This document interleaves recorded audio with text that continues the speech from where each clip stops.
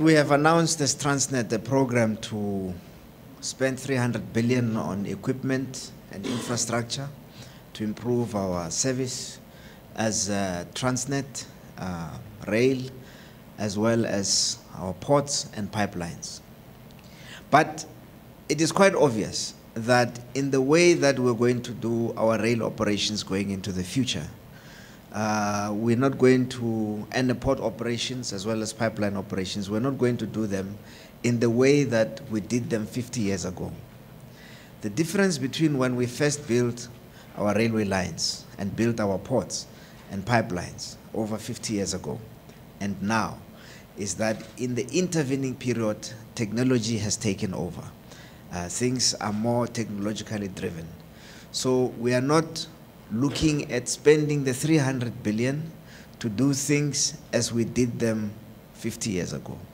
And so we have decided to establish at Transnet a research and development department. The research and development at Transnet is going to be based in the CSIR complex. We're getting a building in the CSIR complex, which will be the Transnet research and development section. And we already employed 255 people in our research and development. The way that we have recruited is that we have gone to the universities and asked for their brightest students and have attracted them into our research and development division.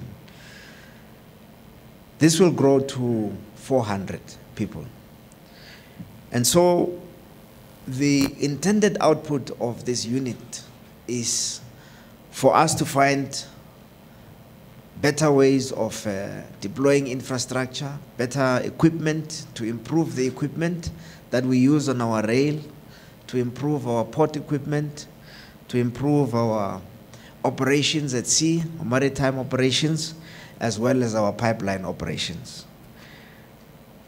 But more importantly, we hope that with this cooperation with the CSIR, we will be able to increase the number of intellectual property rights that we register as Transnet. Our value proposition in a nutshell might be described as being a multidisciplinary institution, a science and technology institution.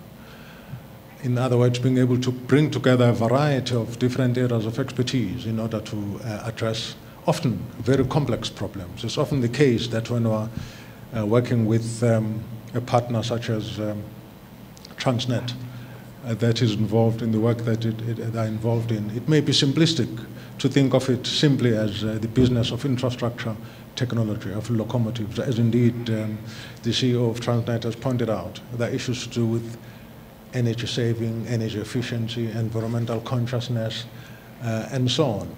When we're talking about the railways, we're not just talking about the locomotives, we're not just talking about the railway lines, we're talking about energy efficiency, and we're talking about the training of people. It becomes immediately a complex system.